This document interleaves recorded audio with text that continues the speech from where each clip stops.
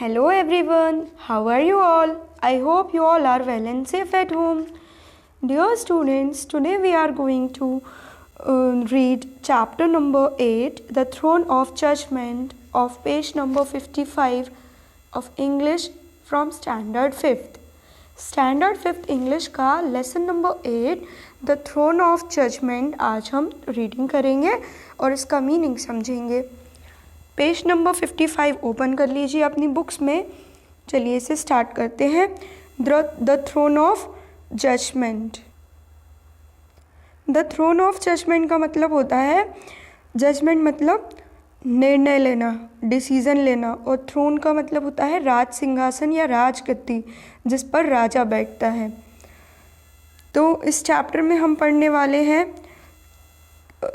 Judgement के बारे में कि किस तरह से जजमेंट लेने के लिए जो किंग था उन्होंने क्या क्या किया। उन्होंने फास्ट रखा था, प्रे करी थी, और यहाँ हम पढ़ेंगे एक फेमस किंग विक्रमादित्य के बारे में और मालवा के किंग राजा भोज के बारे में।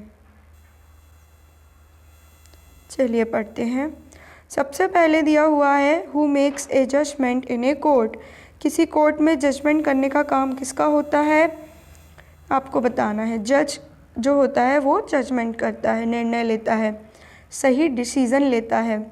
Have you heard about any great जज। क्या आपने कभी किसी महान जज के बारे में सुना है?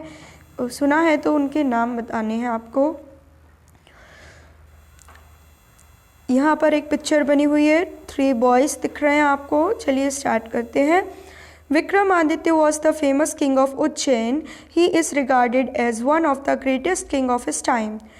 No evildoer could ever escape punishment at his hands. He could decide even the most difficult cases wisely. But nothing is immortal. As the time passed, the king passed away and his palace lay in ruins. People almost forgot him. The world knew nothing about the matter till an incident took place. क्या दिया गया है? राजा विक्रमादित्य उज्जैन के एक बहुत प्रसिद्ध राजा थे और उन्हें उस समय के महान राजाओं में से एक माना जाता था और महान जज में से, निर्णायक में से एक माना जाता था। और नो इविल डुओ, इसको डुओ पढ़ते हैं, DOER। इविल मतलब बुरे काम और डुओ मतलब करता। तो इविल डुओ का मतलब होता है बुरे काम करने वाला कुकर्मी। तो कोई भी बुरे काम करने वाला व्यक्ति कभी भी उनके हाथों से सज़ा लेने से नहीं बच पाया है। जो भी बुरा व्यक्ति होता था उसे सज़ा वह ज़रूर देते थे। एस्केप मतलब भाग जाना, पनिशमेंट मतलब सज़ा। और उनके अंदर ऐसी क्षमता थी कि वो सबसे कठिन से कठिन केस को भी बुद्धिमानी से उसका डिसीज़न लिया करते थे। लेकिन कहते हैं ना कि कोई भी चीज़ अमर नहीं है, इमोर्टल मतलब अमर। तो जैसे जैसे समय गुजरा, जो राजा थे वो भी गुजर चुके थे और उनका जो पैलेस था, महल, वो बर्बाद हो चुका था। रून्स मतलब बर्बाद हो गया था। लोग लगभग उन्हें भूल गए थे और इस संसार को उस मैटर के बारे में बिल्कुल नहीं पता था जब तक कि एक घटना नहीं हुई। One day 2 shepherd boys were quarreling on something. एक दिन 2 शेफर्ड बॉयज़, शेफर्ड का मतलब होता है जो शीप जो होती है, भेड़ की केयर करने का, भेड़ की देखभाल करने का, उसे चराने का जो काम करता है चरवाहा, उसे शेफर्ड कहते हैं। तो 2 शेफर्ड बॉयज़ थे, वो दोनों आपस में झगड़ा कर रहे थे किसी बात से। क्वारलिंग मतलब झगड़ा करना। Seeing this, a third boy did something strange. और ऐसा देखते ही एक तीसरे लड़के ने आकर कुछ अजीब सा कुछ किया। Strange मतलब अनजान सा। He climbed the top of a mound and declared that he was a judge. वो एक माउंड के टॉप पर जाकर चढ़ गया। क्लाइंब मतलब चढ़ गया। माउंड मतलब होता है पत्थर का बड़ा सा टीला, जैसा कि पिक्चर में दिया गया है। ये बैठा हुआ है पत्थर के टीले पर, तीसरा लड़का, और दोनों आपस में झगड़ा कर रहे हैं।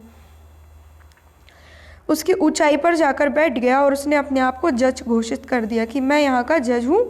और the quarrelling boys put there case before him. और जो झगड़ा कर रहे थे दोनों लड़के, उन्होंने अपना झगड़े का जो केस था उसके सामने रखा, उस तीसरे लड़के के सामने रखा। द यंग जज listen to their arguments and surprisingly passed a fair and wise judgment. और जो यंग जज था, जिसकी एज बहुत कम थी, जो कि एक बॉय था, उसने उन दोनों की आर्ग्यूमेंट्स, उन दोनों की बहस सुनी।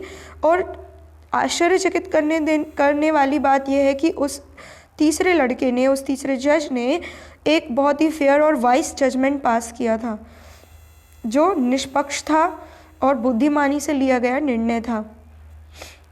When Raja Bhoj of Malwa heard about it, जब मालवा के राजा भोज ने इसके बारे में सुना, ही डग द प्लेस, उन्होंने वहाँ जगह को डग किया, मतलब खुदाई करी। और उन्हें क्या मिलता है उस जगह पर खुदाई करने पे? Found a beautiful throne of marble under the stones, पत्थरों के नीचे उन्हें एक सुंदर सा राज सिंहासन मिलता है, मार्बल का बना हुआ, चिकने पत्थर का बना हुआ एक थ्रोन मिलता है। It rested on the shoulders of 32 stone angels, और वो जो थ्रोन था वो किसके ऊपर रखा हुआ था? 32 पत्थर के बने हुए देवदूत के कंधों पर रखा हुआ था। एंजल्स का मतलब होता है देवदूत, जो भगवान का संदेश पहुंचाते हैं। शोल्डर्स मतलब कंधे, स्टोन एंजल्स मतलब पत्थर के बने हुए, पत्थर का बना हुआ वो थ्रोन था, मार्बल का बना हुआ स्टोन के नीचे, चिकने पत्थर का, और वो किसके ऊपर रखा हुआ था? पत्थर के बने हुए देवदूत के कंधों पर रखा हुआ था। और कितने थे? 32। Raja Bhoj wanted to achieve name and fame like Vikramaditya, Raja Bhoj चाहते थे कि उनका भी नाम हो, वो भी प्रसिद्ध हो विक्रमादित्य की तरह। So he fasted and prayed for 3 days and on the 4th day he tried to sit on it, तो इसलिए उन्होंने 3 दिन तक फास्ट रखा, व्रत रखा और 3 दिन तक प्रार्थना करी, और चौथे दिन उन्होंने उस राज सिंहासन पर बैठने की कोशिश करी। But one of the angels said to him, लेकिन उनमें से एक देवदूत ने कहा, are you worthy on sitting on it, वो पूछता है क्या तुम इसके लायक हो, इस राज सिंहासन पर बैठने के लायक हो? वर्दी मतलब लायक, क्या आपके अंदर ऐसे गुण हैं? Did you never desire to conquer other kingdoms and rule over them, क्या तुम्हारी कभी इच्छा नहीं हुई कि तुम बाकी के राज्यों को हड़प लो? कनकर मतलब हड़प लेना, और उनके ऊपर शासन करो। द किंग सेड, राजा कहता है, I have desired so and I am not worthy of sitting on the throne, वह बोलता है कि मेरी इच्छा है ऐसी, जैसा आप पूछ रहे हो, मेरी भी इच्छा है ऐसी कि मैं सबके ऊपर राज करूं और राज्य के ऊपर राज करूं, इसलिए मैं इस राज सिंहासन पर बैठने के लायक नहीं हूँ। The angel flew away after he advise the king to fast and pray for another 3 days, जो देवदूत था वो उड़ चुका था जैसे ही उसने राजा को ये सलाह दी कि अगले 3 दिन के लिए तुम व्रत रखना और प्रार्थना करना, और इतना कहकर वो जो देवदूत था वहाँ से उड़ चुका था।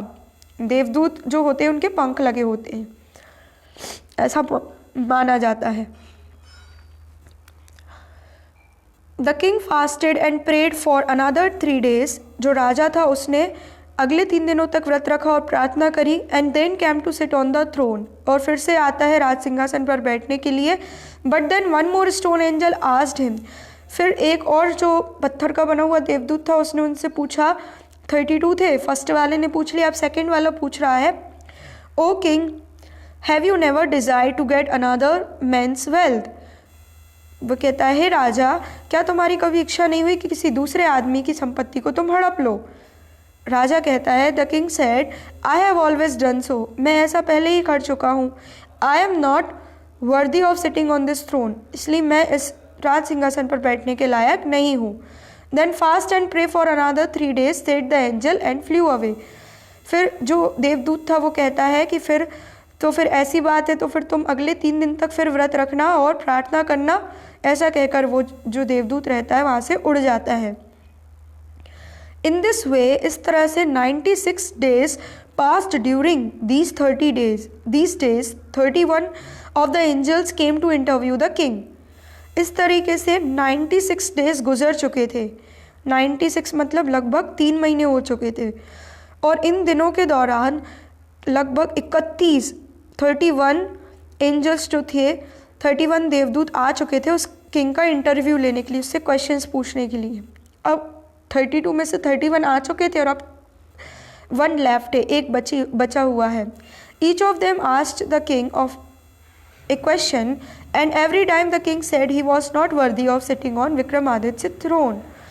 हर बार राजा से एक ही सवाल वो देवदूत पूछा करते हैं और हर बार राजा यही कहता है कि मैं विक्रमादित्य के राज सिंहासन पर बैठने के लायक नहीं हूँ. Now only one angel was left. अब सिर्फ एक ही देवदूत बचता है. The king thought this angel would let him sit on the throne. राजा सोचता है कि ये वाला जो देवदूत है वो मुझे इस राज सिंहासन पर बैठने की परमिशन दे देगा. बट द एंजल आस्क्ड, लेकिन देवदूत पूछता है, O king, is your heart as pure as the heart of the shepherd boy who sat on the mount. हे राजा, क्या तुम्हारा हृदय शुद्ध है, क्या तुम्हारा हृदय साफ है, तुम्हारा दिल साफ है जैसे कि उस शेफर्ड बॉय का है जो पत्थरों के टीले की ऊंचाई पर बैठा हुआ है, जिसने 2 बच्चों का झगड़ा सुलझाया था. If it is so you are worthy of sitting on Vikramaditya throne. यदि तुम ऐसा सोचते हो कि तुम्हारा दिल उसकी तरह ही साफ है तो तुम विक्रमादित्य के राज सिंहासन पर बैठने के लायक हो. The king thought for a moment. राजा एक पल के लिए सोचता है एंड देन सैड, और कहता है, no it is not. I am not worthy of sitting on the throne of Vikramaditya. वो कहता है, नहीं, ऐसा नहीं है, मैं विक्रमादित्य के राज सिंहासन पर बैठने के लायक नहीं हूँ. The angel heard the Kings reply. देवदूत राजा का रिप्लाई सुनता है एंड फ्लू अवे, और उड़ जाता है, with the throne of marble on his head. उस मार्बल के बने हुए राज सिंहासन को अपने सर पर रखकर देवदूत वहाँ से चला जाता है, उड़ जाता है. So students, this is the end of our today's story of lesson number 9, the throne of judgment. The throne of judgment के बारे में आज हम पढ़ चुके हैं, जिसमें हमने पढ़ा कि राजा विक्रमादित्य के बनने के सिंहासन पर बैठने की इच्छा किसकी थी? राजा भोज की. लेकिन उनके अंदर वैसी क्वालिटीज़ ना होने की वजह से वो उस सिंहासन पर नहीं बैठ पाए. तो जज बनने के लिए हमें जज की तरह क्वालिटीज़ भी होनी चाहिए, तभी हम उस सिंहासन पर बैठने के कैपेबल हो पाते हैं. I hope you all have understood this chapter well. So we will meet very soon with our new lesson. Till then, stay safe, stay home. Goodbye everyone. Have a nice day to you all. Thank you so much to join the class.